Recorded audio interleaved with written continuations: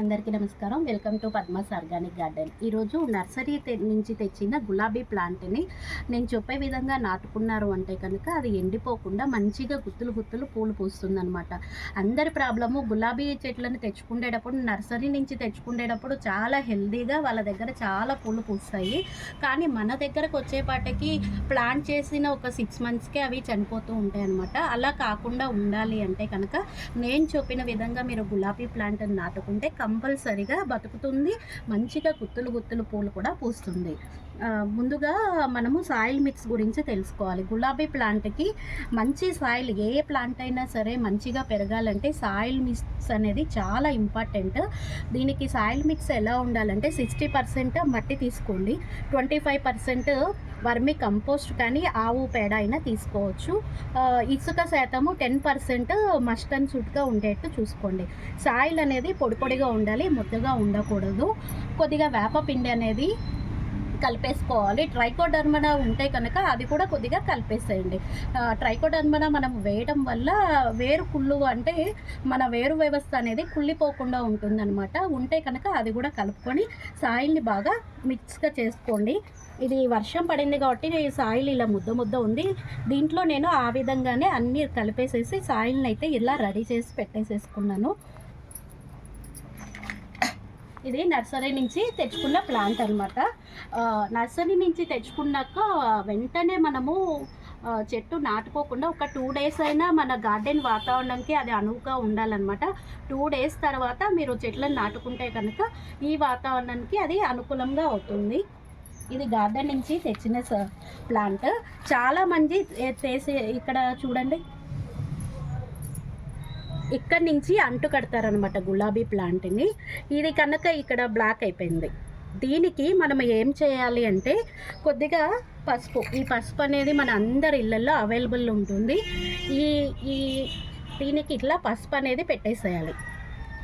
ఎక్కడైతే మనకి ఈ కటింగ్స్ ఉంటాయో ఇక్కడ కూడా ఉంది చూడండి, ఇక్కడ కూడా ఇట్లా పసుపుని ఇట్లా పెట్టేసేయాలి. పసుపు పెట్టచ్చు, లేదు అంటే ఇట్లా ఆవు పేడ కూడా మనం పెట్టేసేయచ్చు. ఈ విధంగా ఈ ఒక్క చిన్న టిప్ చేశారు అంటే కనుక గులాబీ ప్లాంట్ చనిపోదనమాట. దీన్ని నెగ్లెక్ట్ చేస్తే ఇదంతా బ్లాక్ అయిపోయింది. అబ్జర్వ్ చేశారా? ఈ బ్లాక్ అనేది అయిపోయి ఇదంతా చెట్టు మొత్తం పాకి డైబ్యాక్గా అయిపోతుంది అనమాట. అప్పుడు చెట్టు కొమ్మ అంటే ఇక ప్లాంట్ అనేది మొత్తం చనిపోతూ ఉంటుంది. అందువల్లే మనము నర్సరీ నుంచి తెచ్చిన మొక్కలు చనిపోవడానికి 50% ఛాన్సెస్ దీనివల్లే ఉంటుంది. ఇక్కడైతే అంటు కడతారు, రాగానే మనం ఇక్కడ ఇది పెట్టేసేయాలి పసుపు అనేది. ఇక్కడ కూడా పసుపు పెట్టేసేయాలి. అంతేకాకుండా ఇలాంటి ఆకులని మనము ప్లాంట్ చేసేటప్పుడు ఇట్లా చేత్తో తీసేసేయండి. ఇక్కడైతే ఆకులు హెల్దీగా లేవు కదా, ఇలాంటి ప్లాంట్లు ఆకులు కూడా మనము ఇలా తీసేసేయాలి. ఇవి కనుక ఉంది అంటే మిగిలిన చెట్టు అంతా కూడా అవి స్ప్రెడ్ అయిపోయి ఫంగస్ అనేది ఉంటుంది. ఇట్లా పండిపోయిన లీవ్స్ కూడా తీసేసుకుంటూ ఉండాలి. ఈ ప్లాంట్ని తీసుకొని వచ్చాము ఈ విధంగా.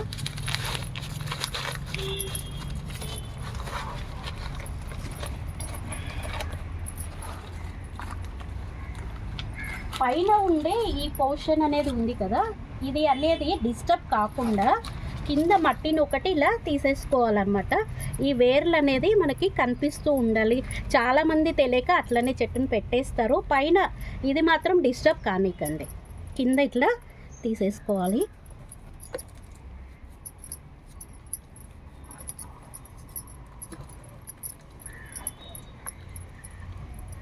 ఇవన్నీ తీయడం వల్ల ఈ సాయిల్లో ఈ వేరు అనేది స్ప్రెడ్ అవుతూ ఉంటుందన్నమాట. చాలు, ఇంతే. ఇలా తీసేసుకున్న ప్లాంట్ని ఇట్లా తీసేసి ఎటువంటి ఇబ్బంది లేకుండా దీన్ని ఇక్కడ ప్లాంట్ చేసేస్తాం.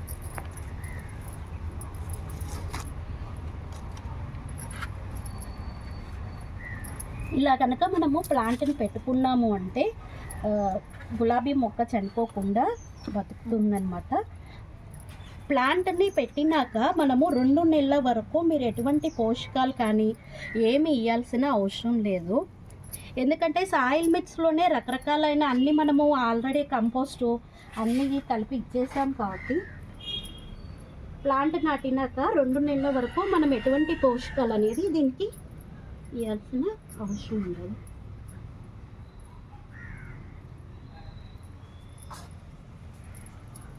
చూసారు కదా ప్లాంట్ అనేది రెడీ అయిపోయింది. మంచి మెరూన్ రెడ్ గులాబీ. మన దగ్గర కూడా ఇంతే ఫ్లవరింగ్ రావాలంటే గులాబీకి అసలు ఏవేవి ఎరువులు వేయాలో మీకు ఇప్పుడు చెప్తాను.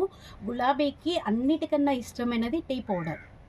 టీ పౌడర్ ఒకటి ఫ్రెష్ టీ పౌడర్ టీ పొడిని ఒక 1/2 లీటర్ వాటర్లో తీసుకొని మీరు గులాబీ చెట్టు మొదల్లో పోసేసేయండి వీక్లీ వన్స్. తర్వాత బనానా ఫర్టిలైజర్ చేస్తాం కదా, అరటిపళ్ళ ఫర్టిలైజర్తో కూడా గులాబీ చెట్టు చాలా గ్రోత్ వస్తుంది. ఎగ్షెల్ పౌడర్ వల్ల కూడా చాలా గులాబీలు చాలా లైక్ చేస్తాయి. వీటన్నిటికన్నా ముఖ్యము సన్లైట్ అనమాట. గులాబీ చెట్టుకి తగినంత సన్లైట్ కనుక లేకపోతే కనుక ఆ ఫ్లవరింగ్ అనేది ఉండదన్నమాట. ఎక్కువ సూర్యరశ్మి పడే చోట మనం ఈ చెట్లను అనేది పెడుతూ ఉండాలి. మినిమం 5 to 6 అవర్స్ సన్లైట్ అనేది కంపల్సరీగా చేస్తూ ఉండాలి. ఎప్పటికప్పుడు వీటికి వచ్చే పండు ఆకుల్ని తీసేస్తూ ఉండాలి. ఎక్కువ మంది చేసే మిస్టేక్ ఏమంటే ఈ ఫ్లవర్ ఉంది కదా, ఇంతవరకే కట్ చేస్తారు. అంతవరకు కాకుండా ఇంతవరకు మనము కటింగ్ అనేది చేస్తూ ఉంటే కనుక ఇక్కడ మంచి చిగుర్లు వస్తాయి. ఈ ప్లాంట్కి చూసారు కదా, నేను ఇక్కడ కట్ చేశాను. ఇక్కడ ఒక బ్రాంచ్, ఇక్కడి నుంచి ఫ్లవర్, ఇక్కడ సైడ్ నుంచి చూసారు ఒక్క కొమ్మకి ఎన్ని బడ్స్ ఉన్నాయో. ఆ విధంగా మనము ఫ్లవర్ అనేది కట్ చేసుకుంటే అక్కడ నుంచి మనకి చిగుర్లు కొత్త బడ్స్ అనేది వస్తాయన్నమాట. గులాబీ చెట్టుకి పెస్ట్ అనేది పడుతూనే ఉంటుంది. వేప నూనె ఒక్కటే దీన్ని స్ప్రే చేస్తే సరిపోతుంది. లేదు అంటే కనుక పుల్లటి మజ్జిగను కూడా మనము స్ప్రే చేసుకోవచ్చు. పుల్లటి మజ్జిగలో కొద్దిగా పసుపు కలిపి స్ప్రే చేసినా కూడా మంచిగా వస్తుందన్నమాట. అంతేనండి. ఈ విధంగా మనకు గులాబీ ప్లాంట్ని కనుక మనం నాటుకున్నాము అంటే కనుక అది చనిపోకుండా నర్సరీ వాళ్ళలాగా మనకి మంచిగా పూలు పూస్తాయి. వీక్లీ ద్రావణాలు అయితే మనం ఇస్తూ ఉండాలి. ఎప్పుడు 2 months తర్వాత వీక్లీ ఇచ్చే ద్రావణాలు ఏదో ఒక ద్రావణం అనేది మనం ఇస్తూనే ఉండాలి. ఎందుకంటే కుండీలలో వాటిని పెంచుతున్నాం కాబట్టి దానికి తగినంత పోషణ అనేది కావాలి కదా. 15 రోజులకు ఒకసారి జీవామృతం ఇచ్చాము అంటే గులాబీ ప్లాంట్లే కాదు ఏ ప్లాంట్ అయినా చాలా హెల్దీగా వస్తాయి. జీవామృతం ముఖ్యంగా మిద్దె తోట చేసేవాళ్ళు జీవామృతం తయారు చేయడం ఎలా అనేది కంపల్సరీగా తయారు చేసుకోవాలి ఆర్గానిక్గా. చాలామంది అనుకుంటారు డిఏపి వేస్తే పూలు బాగా వస్తాయని. కెమికల్ ఎప్పటికైనా కెమికల్ అనమాట. డిఏపి వేస్తే పూలు బాగా వస్తాయి కానీ దానిలో ఉన్న సారం కొంతవరకే ఉంటుంది. అదే న్యాచురల్గా కనుక మనం పూలను పండించాము అంటే ఆ చెట్టు అనేది హెల్దీగా ఎక్కువ సంవత్సరాలు నిలబడి ఉంటుంది.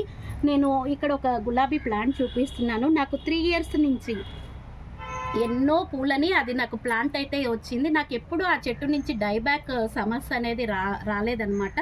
ఎప్పటికప్పుడు కొమ్మలు అలా ఎండిపోతూనే ఉంటుంది. చెట్టు అనగా గులాబీ ప్లాంట్కి వచ్చేదే కొమ్మ ఎండిపోతూ ఉంటుంది.